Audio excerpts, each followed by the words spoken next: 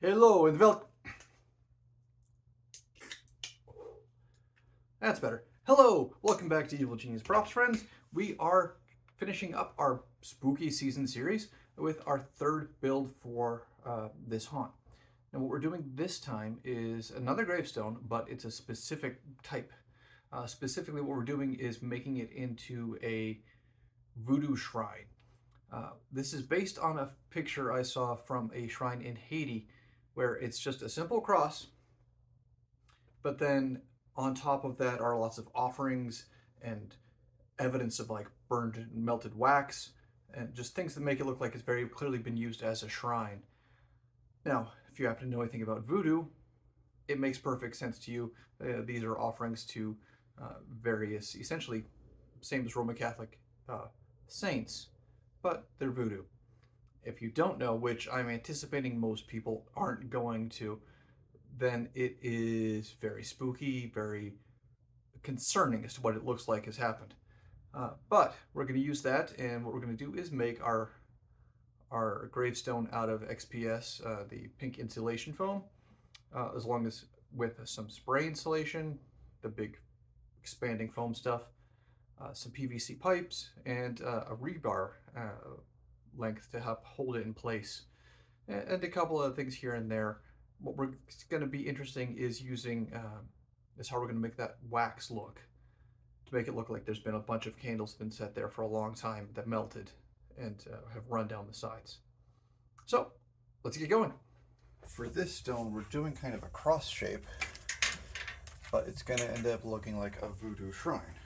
So to get the right dimensions, let's see if I can do this out of one piece or two. So I'm going to sketch it out using a piece of chalk I totally didn't steal from my daughter. And just mark off approximately this shape I want, just to see what it looks like.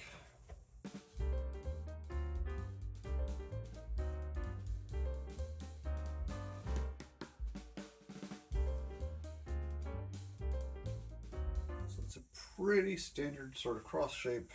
I almost wonder if I want it to be a little bit bigger though. So there's a picture that I'm looking at where it's more evenly broken up. But by doing this with the chalk, it lets me sort of go through and just try it out, see what things look like before I make any permanent marks, because even using a marker or a Sharpie or something like that on this would quite possibly leave a dent, whereas I can just sort of sketch it out. Okay, so I don't like that at all. And just see where we are. So we're going to have a base along the bottom anyway, so I think just the standard shape here will do just fine. So that's what we'll go with. Next question I want to ask about this is, how thick do I want it? This is just 1-inch pieces of foam, but we want to have it so like there's candles balanced on it. And 1 inch is just not thick enough. If I just double it out, is that thick enough, or do I want to actually make it even more three-dimensional? We'll start with 2, and then if I need to add to it, I'll have the cutoffs to do it, and I'll still need a front and a back. But then I would cut pieces, say 2 inches. That would make the whole thing 4 inches, and I can fill it in. And then that'll have a nice little hole in the middle to hold a pipe to slot into a piece of rebar to help hold it all up in the wind.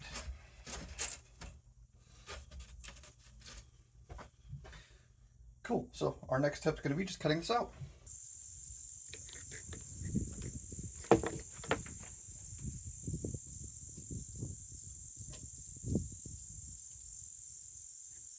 Alright, we're going to use the jigsaw to cut out the pieces. This is just the first layer, first one. And then I'm going to use use this as a template for the other side.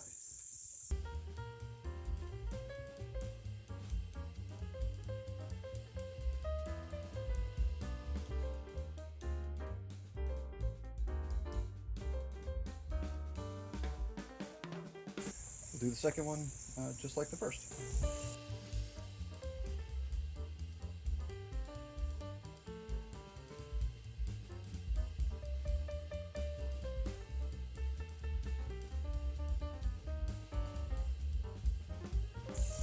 That's if I do it 2 inches.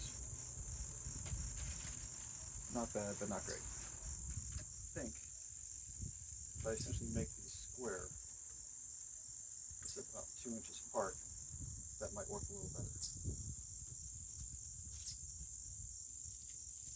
So the nice thing is, all I have to do,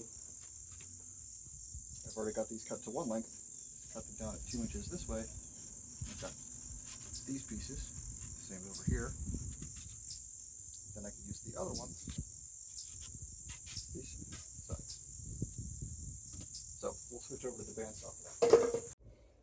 So I'm going to use the fence here on it, but just to be safe, I'm going to go ahead and mark out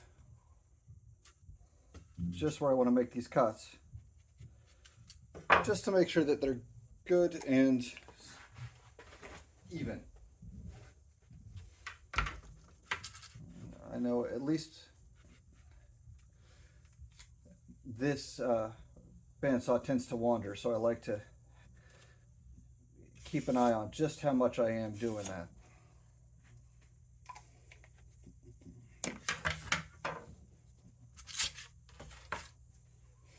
So I'm going to go ahead and mark the rest of these up.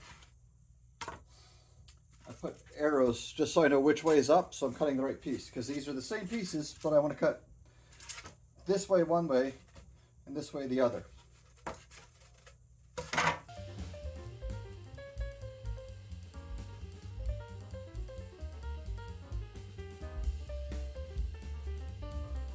So what we're going to do is we've taken these, cut these out. We're going to put these here and basically make like a hollow box. And then from the box, mount PVC pipe in the middle, and then be able to then slide, guess not that part, slide the rebar into there, and that's how you mount it. And there's about a little over a foot left they'll be able to bury in the ground. So that's how you mount it. You bury this into the ground about a foot, then you slide this in through the PVC pipe, and it's going to be down here at the bottom. And hopefully that'll hold well together. One of the best glues to use for this, where you're gluing it to itself, is just Gorilla Glue. And the way this works is you apply this at one side, and then the other side reacts with water. I like to keep my water in the squirt bottles. Also great for disciplining cats and small children. No.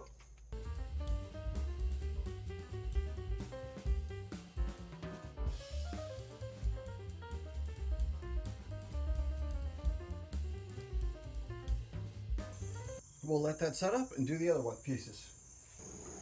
The glue's dried on it. I left the back open. We're going to try to put some expanding foam in here, see if that'll work. That might as well make it a little more rigid. But then we'll also put the top back on, and then have a nice sandwiched space. And hopefully with the expanding foam on the inside there, it'll help keep it rigid. The box shape will help that as well, even if we don't end up being able to use the expanding foam. But what I want to do is, there's some squeeze out from the glue. That's to be expected for the glue. It is sort of a foam base, so that when it reacts with water, it foams up. But we just want to trim that off and get that cleared off the edge. So on this one, this piece got kind of kicked out away from the side, so I'm just going to cut this piece off and try to peel off the foam part. I'm not too worried about there being a gap here. We can probably fill that in with the mud, but just in case, we want to be able to clean that up a little bit. This also sands well, so I could probably just sand over that if I really wouldn't have had a problem with it. I mean, I hate sanding, but that's just my cross to bear.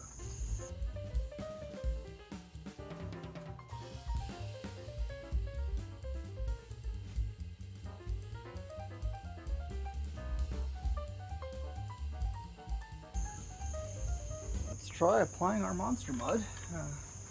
Made this before. Put a link to that video down below. So, my first time using this, but they say you just put it on and apply it like paint.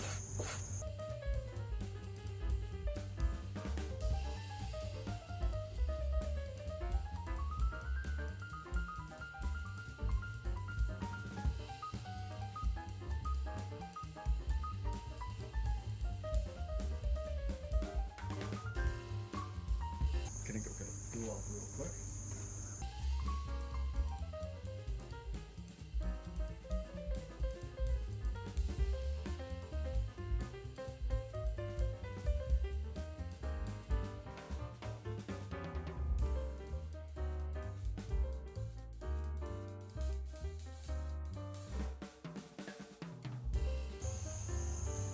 That's my first time using that. I am really happy with how that worked out, actually. Except for this bug that just landed on it. Let's do the other side. And then just let it dry.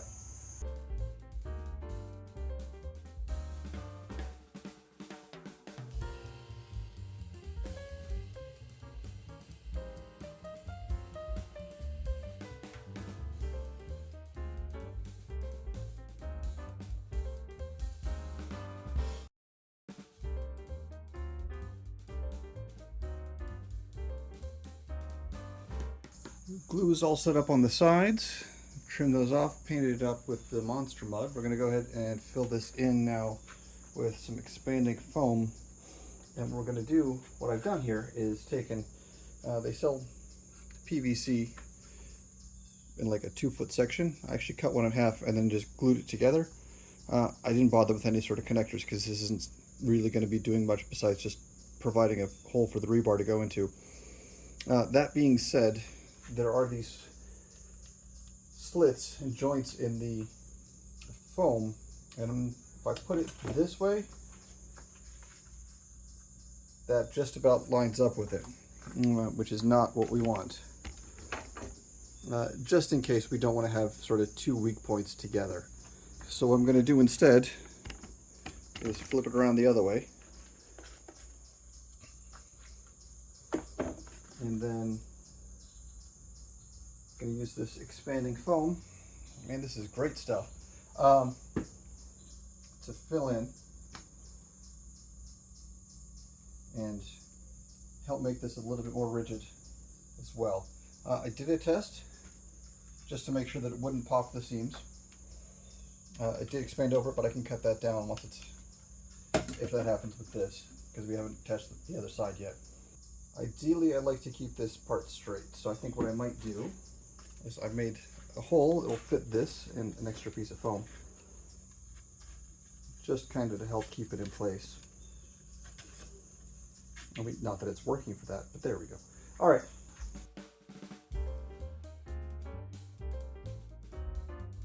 If you really want, you can mess around with this a little bit with a glove on your hand.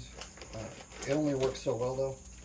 It's not the, it gets really sticky. We'll just let that foam up. All right, the expanding foam has expanded, so lived up to its name. Good job there. I did decide ultimately just out of safety to put some braces along the sides here and clamp those in. Doesn't look like they were needed, but I just wanted to be safe. Nothing worse than having it pop out probably around one of these corners. So we're going to go ahead and remove these guys. Suppose we should do them in order. And then trim this down, and then we can put the glue on and put the top back on.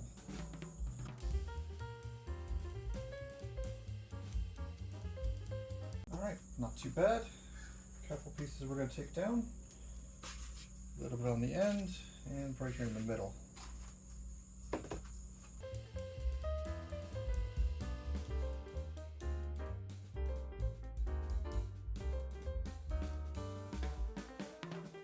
Alright, that's all smoothed out. All that's left to do is glue this onto the top. And then at least the construction part will mostly be done. I want to touch up some paint areas here and there just to make sure everything's covered, especially as we start putting the pieces together. And then some paint and aging. So one of the things I always do when I'm at Home Depot is check through their oops paint. So in this case, I was able to pick up this gray, this size, what, 29 ounces, quart size, for $2. I encourage you to check these things out, even if it's not necessarily the paint color you want.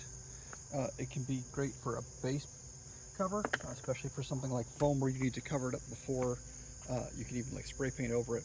So in this case, we've got the Monster Mud on there. We're going to keep that on there, and we're going to apply some of this darker gray, not super clean, not super even, just enough to sort of fill it up, and then brush some off.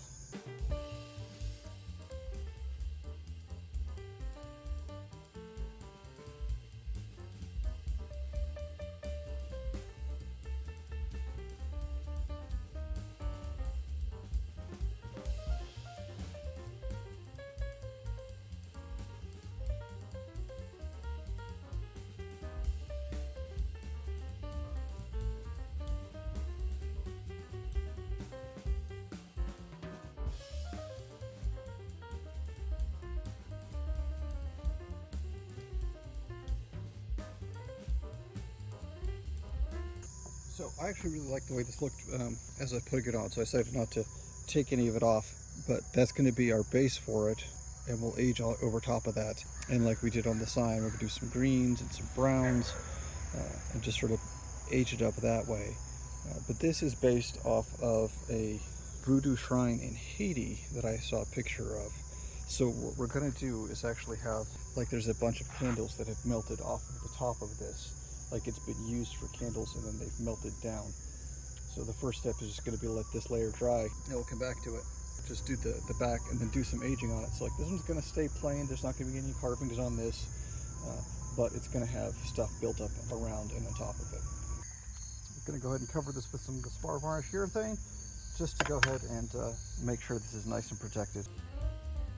So what I want to do here is build a base to hold this up a little bit so it's not just straight. It's not going to be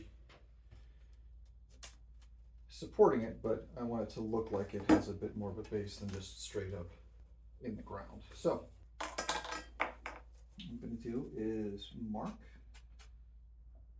the edges, extend those lines up all the way, and then I'm going to use my 45-degree angle here.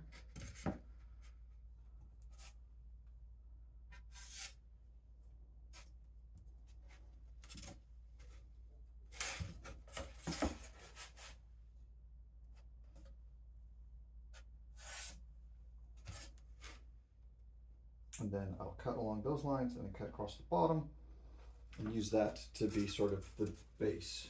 Now, if I measured everything carefully and fit everything together perfectly, I could just make 4 of those. But being me, I almost guarantee you that I didn't do that. So I'm going to mark out each one of those individually and make the cuts one at a time. With them marked up, all we're going to do now is cut along these edges on the bandsaw, just to make a quick work of it.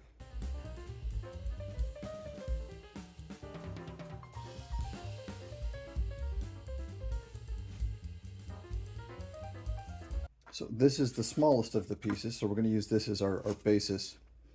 And what we're going to do is figure out just how big we want to make this be, and then use that on the other ones. So what I'm doing is looking for the shortest angle and use that to set it up. So I'm going to cut this part off and then overlay this onto the other ones to mark off the rest. Here's where we are. I didn't like the way it was working out with having all 4 of them be angled. So what I'm going to do instead is have 2 of them be angled, the front and the back. And then instead of doing like an angled piece here, just do a straight piece here to fit in the middle. So it'll be, instead of being angled on all 4 sides, it'll be angled on the front and back with the sides just being straight down. One of those where just the angles weren't working out right and I wasn't happy with the outcome anyway. So we're going to change up the design just a little bit and just do this and then fill in the sides. So we're to the point where we're ready to finish this one up with some aging.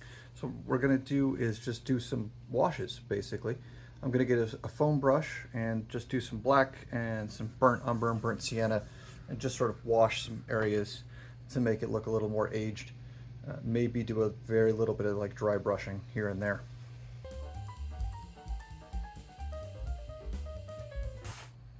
But we're going to brush it on and then sort of wipe it off. And what we want to do is start from the top because it's going to age down and weather from the top down.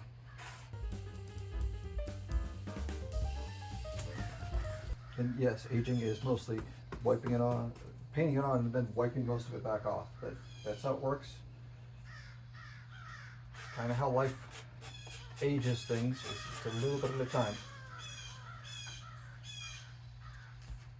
Please enjoy the appropriately spooky crow sounds as I have a crow in the backyard.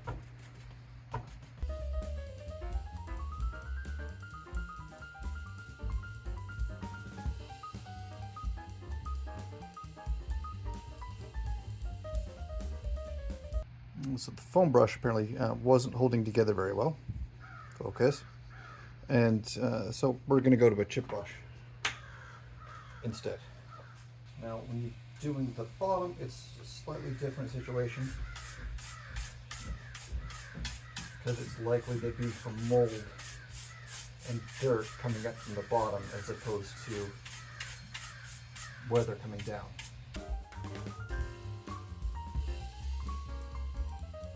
And that's sort of the look we want, where it's not consistent, and really what's just happening there is the texture's catching up, and you're seeing it that way as opposed to anything specific. Part of what I want to do for the base is take this and then mount it a piece of wood on the underneath so that I can drill holes in the wood to be able to help mount, put like tent pegs or something, or stakes to keep it from spinning around, because the main support is going to be with the rebar, but if it's just that single point, it can turn on that almost like an axle. So what I want to do is have this so that the cross fits through here, and then this will hold it in place. So if we keep this from moving around, it won't spin around, is the idea. Looks like this is just about the right size, so cut there and cut there. That should be just about the right size.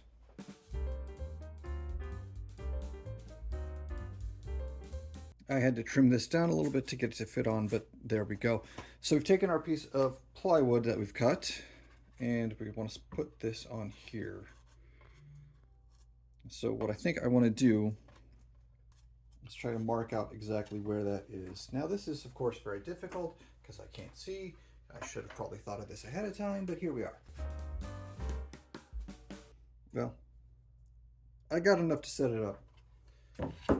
The drill press will take care of the rest. Hole is drilled, see if it fits. Perfect.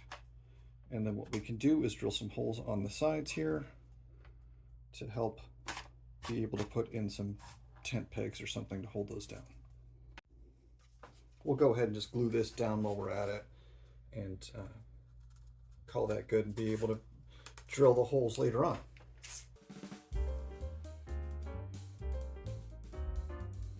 I went ahead and painted up the base. This isn't going to be exactly a focal point, so I didn't necessarily make sure I did a great job on that. But all that's left for this is to seal up where we did the aging. We don't want that running off in the rain. And then we're going to do some wax on here. So the next step is just going to be to seal it. It's not particularly interesting to watch, so we'll go ahead and cut that out. But when we come back, this will be sealed, and we'll do the wax on the top to make it look like candles. So this is sealed. It should be safe. And I wanted to do some wax strips on this, and my thinking was actually to use a hot glue gun and just regular hot glue. I wanted to get it in colors so it wasn't just clear. And I did some looking, and I found they sell at the craft store their wax glue sticks. So they're already colored, they're already possibly waxed, but they're designed to go through a glue gun. And for a few extra dollars over just getting the gold by itself, I could get the gold with a dedicated glue gun. Now, chances are this is not a specific glue gun. This just happens to be, this isn't necessary for the wax, but if I can avoid possibly ruining my good one and get this for cheap, I'll try this and we'll see how it works.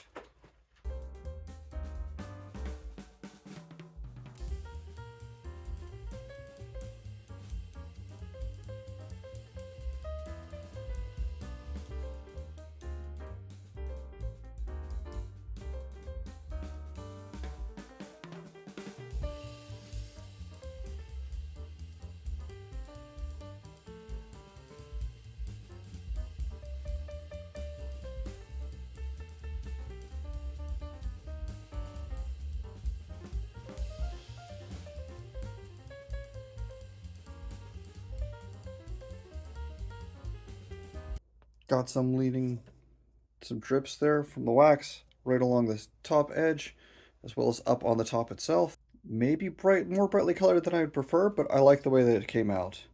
One of the things to note here is the way these drips work. You get the bigger part down at the bottom, because that's your wax dripping and leading the way. And you'll see some, like here, where it's sort of over top of each other. So yeah, I'm happy with that. We'll let that set up all the rest of the way, and we'll call this one done too once it's done set up.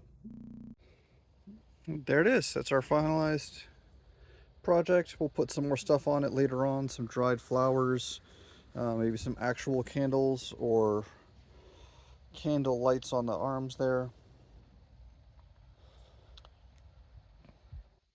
Got a nice bit of PVC through the middle to hold the rebar, as well as our base there to hold down some other posts. Beyond this, it's just a couple other extra things for some added voodoo. Bottle caps. Usually they would have held rum, maybe some tobacco. Candles, like I said, some flowers, but those will all sort of go in place once it's at its permanent home. Lessons learned, I really liked building it out of the XPS foam, but then filling it up with the expanding foam.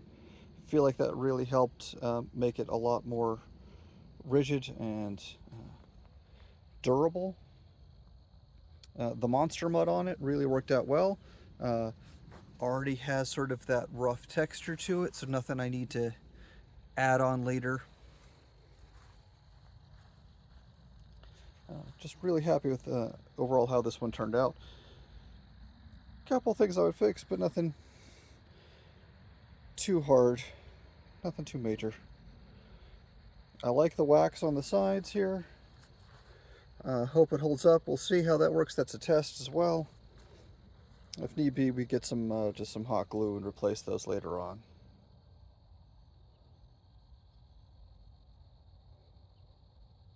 All right, well, thanks again for watching. This is the last of this year's spooky season builds. So, be sure to like and subscribe, and we'll catch you next time.